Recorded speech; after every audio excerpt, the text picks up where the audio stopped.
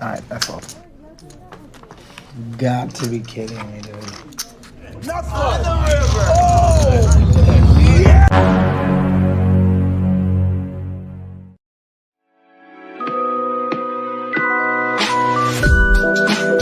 Halo semuanya, kembali lagi bersama saya Jul di Namatin Film. Pada video kali ini saya akan membahas alur cerita dari sebuah film yang berjudul Win It All. Film ini dirilis pada tahun 2017. Film kali ini menceritakan tentang seorang pria yang ketagihan dengan judi hingga dia frustasi karena terlilit banyak hutang. Nah, siapa di sini yang suka main slot? Jangan lupa subscribe dan like video ini sebelum menonton, dan jangan lupa nyalain lonceng agar kalian tidak ketinggalan video terbaru dari kami.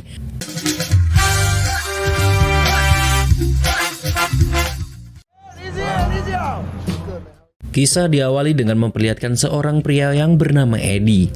Ia adalah seorang pengangguran yang sesekali jadi tukang parkir. Eddie sangat kecanduan dengan judi dan tidak pernah bisa lepas. Dia benar-benar ingin tobat tapi tidak bisa. Setiap dapat duit, malamnya dia pasti langsung pergi ke tempat judi. Dulunya dia pernah menang banyak dalam judi hingga kaya raya. Sampai pada suatu waktu, dia kalah banyak sehingga menyebabkannya bangkrut. Makanya dia sekarang selalu berharap suatu saat nanti bisa menang judi lagi dan merubah nasibnya. Sayangnya setiap kali Eddie berjudi, dia kalah dan kalah lagi sampai kehabisan uang. Hari demi hari Eddie jalani dengan penuh kesuraman.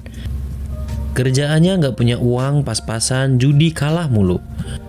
Bahkan buat makan aja Eddie harus hutang di minimarket dekat rumahnya.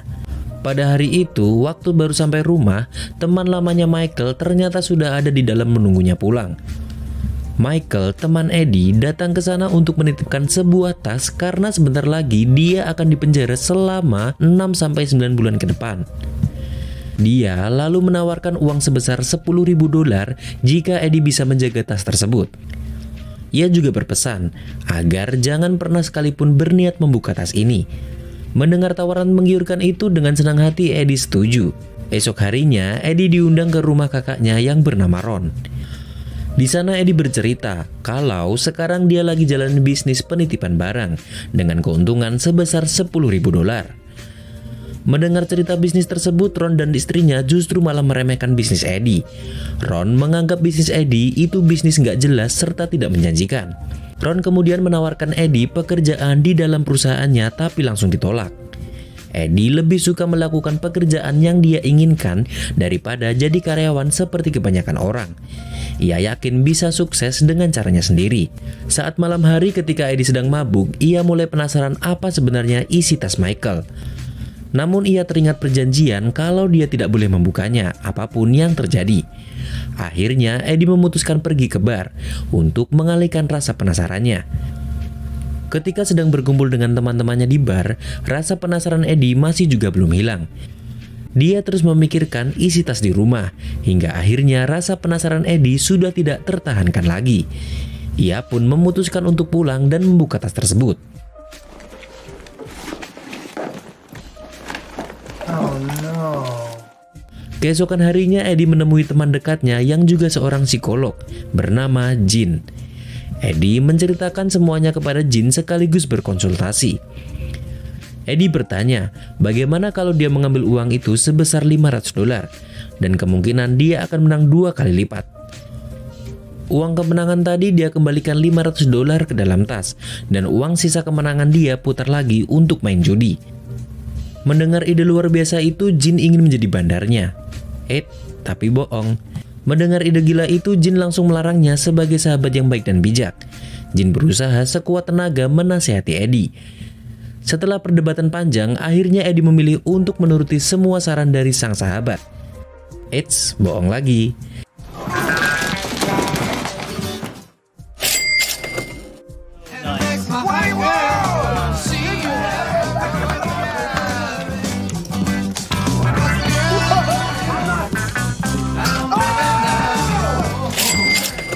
Eddie berhasil memenangkan banyak permainan. Setelah untung banyak dari berjudi, Eddie merayakan keberhasilannya bersama teman-temannya di bar. Kemudian Eddie nggak cuma sampai situ aja. Di sana dia juga bertemu dengan seorang wanita cantik bernama Eva. Melihat kecantikan Eva, Eddie merasa jatuh hati. Setelah selesai berkenalan, mereka lalu bersenang-senang minum-minum serta bernyanyi sepanjang malam. Waktu Eddie mengantar pulang, Eva bercerita tentang masa lalunya bahwa dia adalah seorang janda anak satu. Eva lalu mengajak Eddie ketemuan lagi lain kali di restoran favoritnya. Mereka kemudian saling bertukar nomor HP. Hanya dalam satu hari, kehidupan Eddie berubah 180 derajat. Kini, ia merasa menjadi orang paling beruntung di dunia. Namun, keesokan harinya, Eddie yang masih belum puas dengan hasil keuntungan kemarin memilih berjudi lagi di pacuan kuda. Setelah mempelajari informasi tentang kondisi kuda para pembalap, Eddie dengan percaya diri memulai taruhannya. Eddie kalah habis-habisan. Dan bukannya berhenti, Eddie justru malah nekat mengambil duit lagi dari dalam tas untuk bermain judi di bar, tempat dia biasa bermain judi. Dan seperti tebakan kalian, ia kalah lagi. Ia pun rugi sangat besar. Di tengah frustasinya, Eddie tiba-tiba teringat janjinya bertemu Eva. Ia pun bergegas ke sana tanpa sempat tidur. Setelah selesai sarapan bareng, ngobrol, dan nganter Eva kerja, Eddie pergi menemui Jin untuk menceritakan masalah kerugiannya. Mendengar cerita tersebut, Jin malah tertawa. Jin tidak menyangka kalau ini semua benar terjadi. Dengan perasaan penuh penyesalan, Eddie memohon Jin membantunya menyelesaikan masalah ini. Jin lalu berkata kalau dia mau membantu asalkan Eddie berjanji berubah tak akan pernah berjudi lagi. Sebagai sahabat sekaligus psikolog, Jin pun membimbing Eddie untuk mulai bekerja mengumpulkan uang yang halal, agar bisa membuka lembaran hidup baru menjadi pria lebih baik. Dan juga agar bisa mengembalikan uang dari tas yang telah dihilangkan sebelum Michael keluar dari penjara. Beberapa waktu kemudian, Eddie datang menemui Ron di kantornya. Dia cerita pada sang kakak bahwa saat ini dia sedang butuh sekali pekerjaan demi mengembalikan uang sebanyak $21.000 milik temannya yang telah dihilangkan. Mendengar itu, Ron kaget, namun dia juga senang. Ron tidak percaya adiknya mulai mau bekerja normal. Dari dulu, sang kakak khawatir dengan masa depan Eddie dan berkali-kali menawarkan pekerjaan tapi selalu ditolak. Ron lalu membuat kesepakatan, bila Eddie berhasil membuktikan dia bisa bekerja sungguh-sungguh selama 6 bulan ke depan, maka Ron akan memberinya pinjaman uang $21.000 sebagai bantuan dari kakak demi membayar hutang adiknya. Betapa lega hati Eddie. Esok harinya, untuk pertama kali dalam sejarah hidupnya, Eddie mulai bekerja. Hari demi hari Eddie menjalankan pekerjaan sebaik mungkin. Hidup Eddie jadi makin tertata karena kehadiran Eva. Kini Eddie jadi rajin mengikuti program kelas bimbingan psikologis dari Jin. Sekarang dia menikmati hidup barunya dari uang hasil kerja. Sedikit demi sedikit Eddie menyicil hutangnya ke dalam tas. Ia juga tak lupa membayar hutang-hutangnya pada pemilik minimarket. Malamnya Eddie mengajak Eva kencan. Di sana Eddie jujur menceritakan semua masa lalunya sebagai seorang penjudi, serta bagaimana perjalanan dia berubah. Mereka kemudian menghabiskan waktu dengan menikmati malam berdua. Keesokan harinya, setelah Eddie bermain bowling bersama sang kakak, Ron mengatakan kalau dia bangga sekali dengan perubahan adiknya dan tidak kembali ke lingkaran setan itu lagi. Ron pun penasaran siapa wanita yang telah membuat adiknya berubah. Ron lalu meminta Eddie untuk memperkenalkan Eva kepadanya. Beberapa hari kemudian, Eddie datang bersama Eva ke rumah Ron. Di sana mereka saling mengenal lebih dekat satu sama lain. Saat Eddie akan pulang, Eva ngomong kalau di rumahnya sekarang lagi sepi karena ibunya dan anaknya lagi keluar. Mendengar hal itu, jiwa kejantanan Eddie pun tertantang dan segera tancap gas. Setelah sampai rumah, mereka berdua langsung mengasah keris. Yeah boy. Paginya saat baru bangun, Eddie kaget tiba-tiba Michael menelpon. Di telepon, Michael mengatakan kalau dia mendapat keringanan akibat berkelakuan baik selama di penjara. Yang seharusnya Michael keluar masih beberapa bulan lagi, dia jadi sudah bisa bebas dari penjara minggu depan. Dan hari Senin Michael akan menemui Eddie untuk mengambil tasnya. Eddie benar-benar bingung, gimana cara ngembalin uang $20.000 dari tas Michael cuma dalam waktu seminggu. Dengan panik dia bergegas menemui Ron di kantornya. Sambil gemetaran, Eddie memohon bantuan sang kakak untuk meminjamkan uang $20.000 lebih awal akibat situasi mendesak. Namun karena tidak sesuai perjanjian awal, Ron pun menolak sampai mereka berdua cekcok. Eddie marah kenapa Ron pelit, padahal adik kandungnya sendiri sedang butuh bantuan. Dengan kecewa, Eddie pergi dari sana. Just say yes! Di bar, Eddie meminta solusi dari teman-temannya. Bukannya memberi solusi, mereka justru malah memberi saran aneh-aneh. Seperti Eddie buat surat kematian palsu sampai nyaranin jual narkoba agar untung gede. Eddie merasa kesal, padahal waktu dia lagi menang judi banyak, Eddie selalu mentraktir mereka semua bersenang-senang bareng. Tapi giliran Eddie susah, tidak ada satupun dari mereka yang membantu. Emang temen tai? Eddie frustasi parah. Dia lalu pergi marah-marah ke rumah Jin tengah malam. Eddie mengatakan bahwa dia kecewa sudah berusaha berubah, serta telah melakukan semua ucapan Jin, namun kenapa Tuhan seperti tak mau menolongnya. Melihat kondisi sahabatnya yang sedang terpuruk, Jin kemudian memberi saran satu solusi terakhir. Solusi ini bisa dibilang cukup gila. Jika berhasil, Eddie bisa mendapatkan uang banyak untuk membayar hutangnya.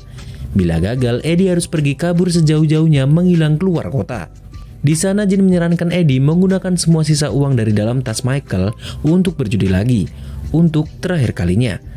Ia lalu memberitahu alamat tempat kasino para orang kaya kenalannya biasa berjudi. Saat pagi hari di kafe, ketika sarapan bareng dengan Eva, pikiran Eddie ngeblank. Eva tidak tahu kalau Eddie lagi ada masalah. Dengan bahagia, dia mengatakan kalau ibunya ingin mengundang Eddie datang makan malam bersama di rumah. Gara-gara pikiran Eddie ngeblank, dia cuma mengiyakan perkataan Eva, sambil berjanji datang tepat waktu. Sore harinya, Eddie meminta salah satu temannya menemani pergi ke alamat tempat perjudian yang diberikan Jin, dengan membawa semua uang di tas. Mereka berdua mengatur rencana agar bisa dianggap orang kaya dan diizinkan masuk kasino. Mereka nanti akan bersandiwara berpura-pura menjadi bos serta bodyguard. Saat sampai di tempat perjudian, di sana Eddie melihat para orang kaya sedang memainkan permainan kartu dengan taruhan ribuan dolar. Jauh berbeda dari kasino tempat perjudian receh yang biasa dikunjungi setiap malam. Setelah selesai menukarkan uang, permainan pun dimulai. I heard it was 5 tonight. Alright, that's all. Got to be kidding me, dude.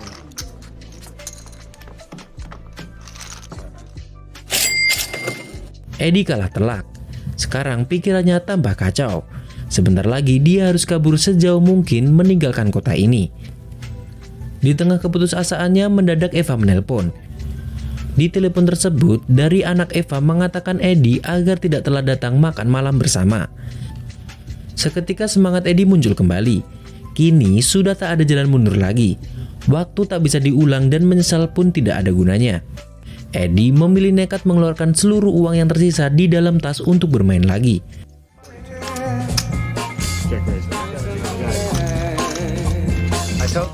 Eddie akhirnya berhasil memenangkan permainan dengan jumlah yang sangat besar. Dalam sekejap, Eddie bisa membalikan keadaan. Kini dia punya uang berlimpah untuk membayar hutangnya. Namun, judi tetaplah lingkaran setan. Eddie merasa bahwa keberuntungannya sedang berpihak padanya. Walaupun sudah berkali-kali disuruh berhenti oleh temannya, Eddie tetap penasaran apakah dia masih bisa menang lagi. Kalau menang lagi, maka Eddie tidak hanya sekedar bisa bayar hutangnya di tas, tapi juga akan dapat sisa uang yang sangat banyak. Namun, saking senangnya, jantung Eddie berdebar sangat cepat. Nafasnya pun sesak. Ternyata dia terkena serangan jantung. Serangan jantung yang memaksa Eddie menghentikan permainan dan pergi ke rumah sakit bersama dengan seluruh uang hasil kemenangan judinya.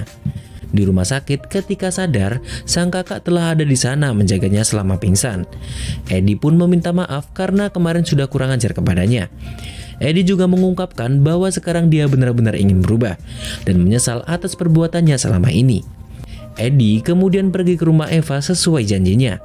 Ia menemui Eva dengan perasaan begitu lega. Kini Eddie telah terbebas dari semua hutang dan telah sepenuhnya berhenti dari dunia perjudian. Dan film pun berakhir.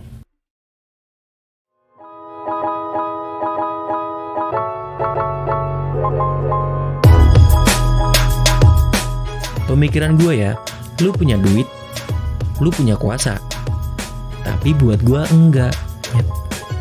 Gue nggak punya, enggak. Ibaratnya gue gak bermateri, lawan orang yang bermateri. Bisa jadi gue menang. soal pemikiran. Gitu. Udah lu tenang, gak usah mikirin cowok nama gua. Tai. Lu ngeremehin gua. Gitu loh.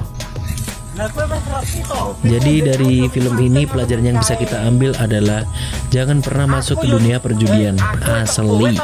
Jangan pernah ya guys. Jangan nyobain slot-slotan itulah yang pragmatic play, status princess atau Zeus itulah. Nah, pokoknya janganlah. Soalnya judi itu memainkan perasaan coy. Nanti kalau uangnya habis terus lu ngutang sana sini, nah kejadian nyesel lu. Oke? Jadi terima kasih telah menonton dan sampai jumpa di video selanjutnya. Lu makin kaget jurang lah.